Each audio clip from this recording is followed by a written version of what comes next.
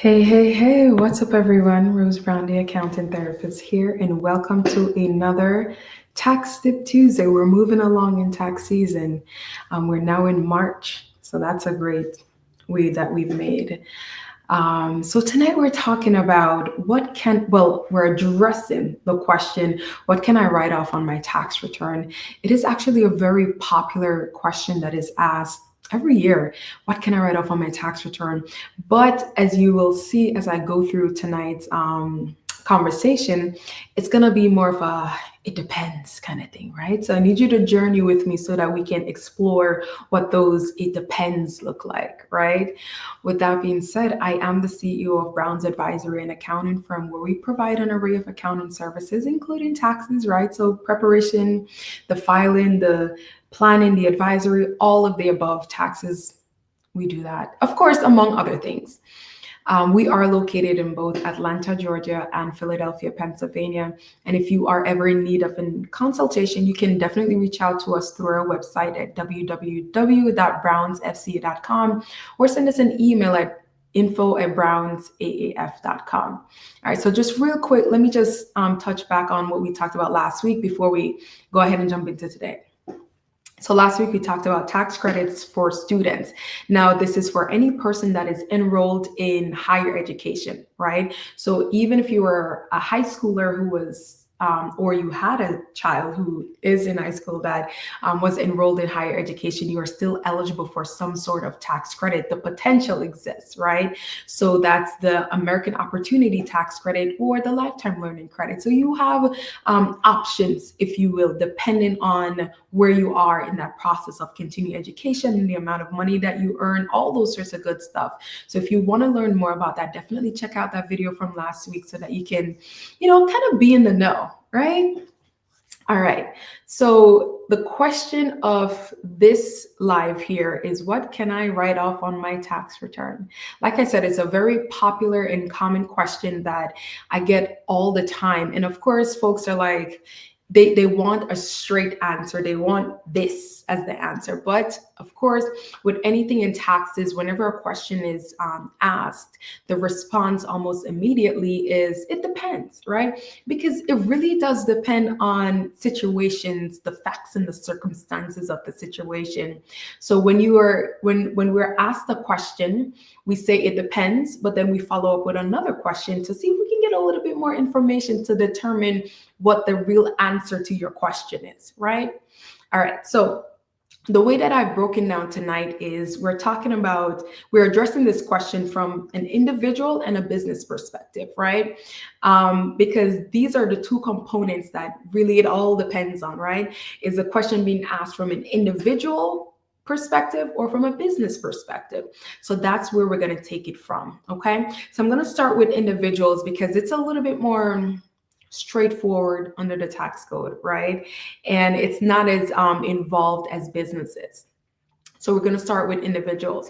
So when we talk about individuals, it's important to understand that the way the tax code is written, it's not written for employees, right? So generally, as an employee, you tend to pay the highest amount of taxes because unfortunately, it wasn't written for employees, right? It's written for folks who are in business, involved in real estate, have portfolio activities, those sorts of things, right? The government put the code in place for folks who will add to the economy pretty much, right? So again, the tax code isn't written for employees per se.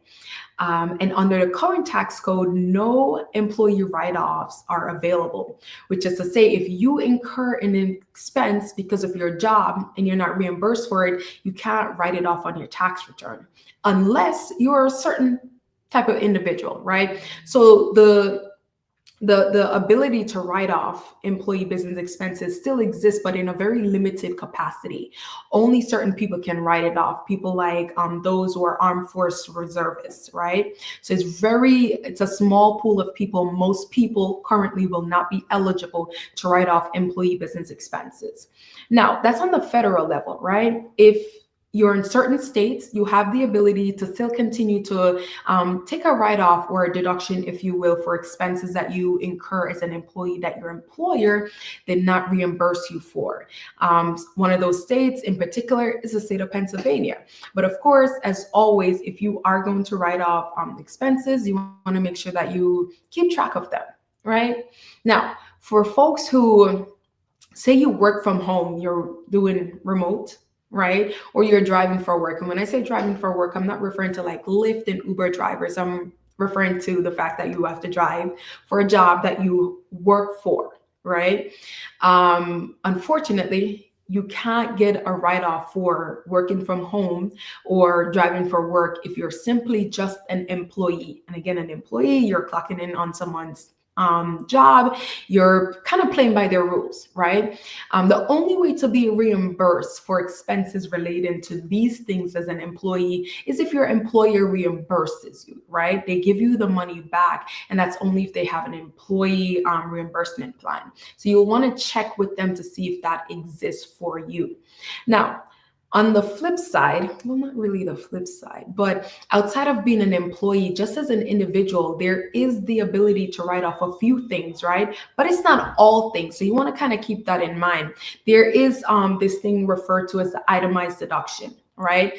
When you use the itemized deduction, that refers to expenses that you have incurred personally that you have not been reimbursed for. Right? I know that was a mouthful, but just follow me here, right? So these expenses are not your everyday expenses per se. There's certain types, and I'm going to kind of list them out so that you kind of have an idea. A lot of you may be familiar with it already, but it's one of those things where we're kind of putting the puzzle pieces together, okay? So when you use the itemized deduction, that means you're not using the standard deduction, right? The standard deduction is made available to all U.S. resident who's filing a Form 1040. And when you use the itemized deduction, you're taking into consideration expenses like your mortgage interest, right? Taxes, maybe it's property taxes, real estate taxes, your personal state and local income taxes, or maybe it's charitable contributions, right? So those are donations you make to a 501c3 tax exempt organization.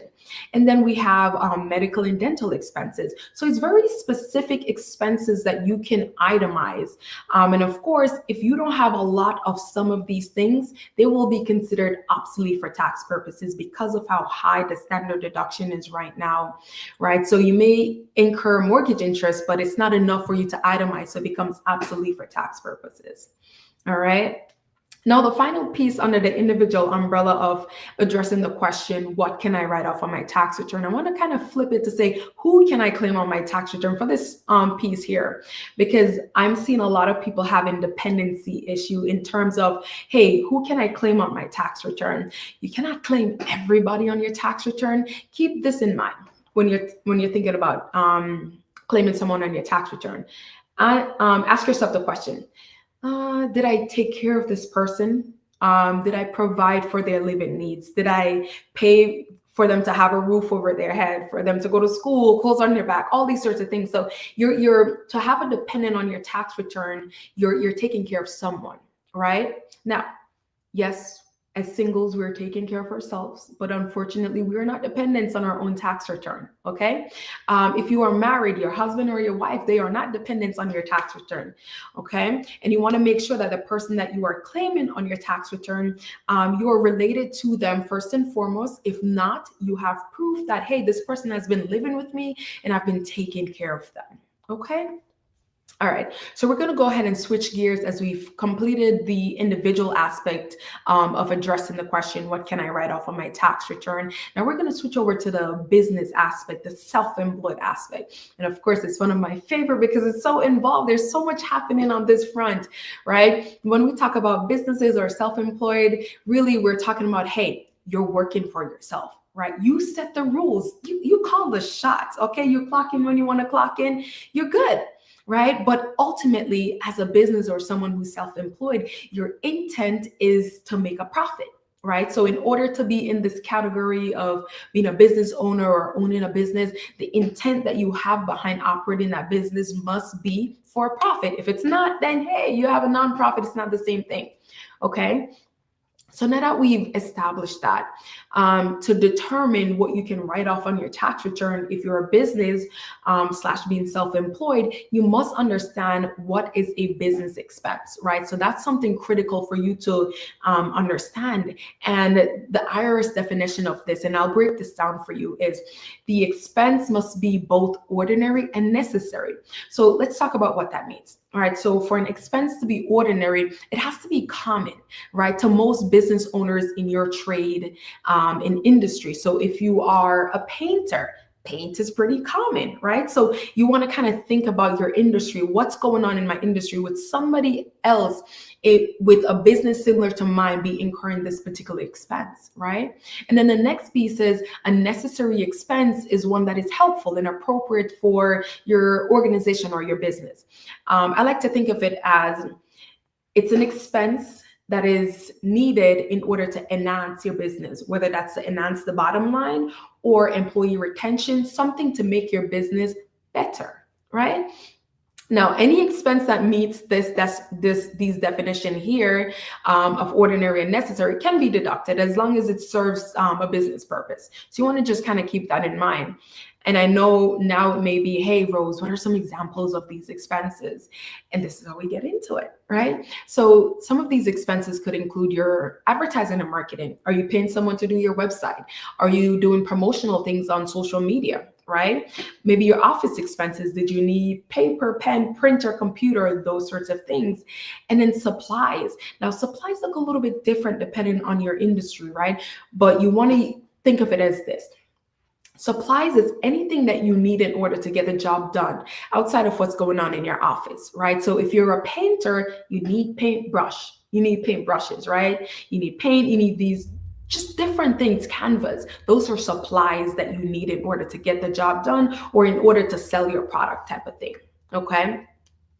And then your legal and professional fees, if you have attorneys, if you have accountants, if you have someone just doing professional services for your business, right? Maybe a consultant, right? Insurance, you have liability insurance, general insurance, workers' comp, those sorts of things.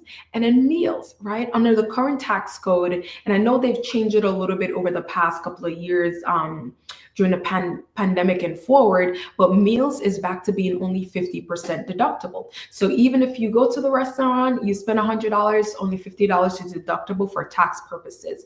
Now, there are some instances where the meal could be 80% deductible or 100% deductible, but you want to make sure that you're gathering or providing the details necessary so that whomever is preparing a tax return can make that decision of whether or not it's 50, 80, or 100% deductible. Now, when we talk about travel, this can cover a myriad of things, right? It can cover your mileage. It can cover the fact that maybe you have a vehicle in the business name, right? So if we're talking about mileage, you want to make sure that you have a mileage log and you're able to determine, hey, from point A to point B, this is the miles, right? All these different things you want to make sure that you're keeping in mind. And when we talk about a vehicle that is owned by the business, that's the business asset. We're talking about depreciation. We're talking about the fuel, all these different things. So everything that happens as you are providing your services within the business, keep track of it. And you're going to hear me talk more about that a little bit later. And then entertainment. Where things are in the current tax code, entertainment is not a tax deduction. It's not a write-off, right? Now, you may need it in order to kind of get with your clientele type of thing, but it's not an expense that is deductible under the current tax code. Entertainment, if you are taking your employees on a retreat or something of that sort, that's a little bit different. That would be deductible. But if it's just you taking a colleague out to, let's say, the Lakers game, that doesn't count, unfortunately. Okay, just the entertainment part of that doesn't count. Now, contractors, this is a big one for a lot of people. With contractors, you want to keep in mind, how are you paying them and are you following the correct protocol that you may be in compliance in order to take a write-off for the expense. What I mean by that is it's the difference between paying someone on the books and paying someone off the books. When you pay someone on the books, that means you're following what the IRS protocols are. So that's to say, hey, this person is an independent contractor. I will give them a Form W-9. They complete it. They give it back to me. At the end of the year, I process their 1099 and I give it to them. That's me paying them on the books. I've recorded it. The IRS knows about it. Great. I get a write-off. You pay someone off the books means you don't keep record of it. They don't get a 1099 NEC. It's almost as though it never happened, right? So if it's almost as though it never happens, that means you can't reflect it on your tax return. So an example of that is, so if I hire someone and I pay them $1,000, right? And they never completed a W-9, I'm like, oh, whatever, do I really need to do that? And I never give them a 1099 NEC. When I file my tax return as a business owner, I won't be able to write that off because the IRS doesn't know about it. And within the tax code, somebody has to pay taxes, somebody. So if I pay that person $1,000 and they don't report it, I can't take a write-off on it, which means I am paying the taxes for them because I've already paid taxes on the money that I have given to them, right? So you want to just kind of keep that in mind, not paying people off the books, okay? And then the home office deduction, you have quite a bit of wiggle room here as a business owner. So remember, as an employee, you can't write that off. But as a business owner, you have the flexibility to do a lot of different things, right? So with the home office deduction, you have two options. You can do the simplified method or the regular method, right? So the regular method oftentimes comes out to be a little bit more than the simplified method, but the simplified method is less administrative work, okay? And each year you can kind of examine it to see what is going to work better for you. Overall, and those are just examples that I get questions about a lot, or it's just one of those areas that I believe it's necessary that we spend a little bit of time on. When it comes on to what can I write off on my tax return under the business umbrella? At the end of the day, it comes down to substantiation. It is required and it is mandatory. You have to keep great records because if you can't substantiate it, it pretty much shouldn't happen. Because the question becomes, did this really happen? If you don't have the receipt to say it happened on this date, it's this amount with all the details, did it really happen? And the question is, how can I prove it? So if you cannot substantiate an expense, you pretty much lose out on the deduction, okay? And in light of that, you want to make sure that you keep separate records, right? So you should have a business account. You should also have a personal account. This way, if anything happens in the business account, you know that, hey, you know what? This is all business. I don't have to second guess. I don't have to think whether or not it's personal because I know that everything in here is business. I don't commingle, right? And you want to develop a system to keep track of everything that you have going in order to ensure that what you put on your tax return, you have accounted for it correctly, right? And just a few, I do want to highlight a few items that are non-deductible expenses as a business owner, and that's going to include government fines and penalties, illegal activities, of course, lobbying expenses, and political contributions. So those are generally non-deductible expenses as a business owner. If you have large expenses, those are generally capitalized, which means you depreciate it over time. Each asset that you purchase under the business has a useful life, right? And you depreciate it over that time period. So if you have capitalized expenses, you can't expense it in the same year unless there's a special depreciation applied to it, right? Now, that covers just about everything as we address the question, what can I write off on my tax return? And just to kind of recap, again, it really does depend. The response is, it depends until I know more, right? So it depends on if the question is being asked by an individual or someone who's in business, right? And you want to make sure that you're documenting everything that you are putting on the tax return, because if you have no documentation, it pretty much did not happen, okay? It all comes down to substantiation. It's not me, it's the tax code, okay? So I hope this was pretty helpful for a lot of people. If you have any questions, you can certainly drop them in the comment section.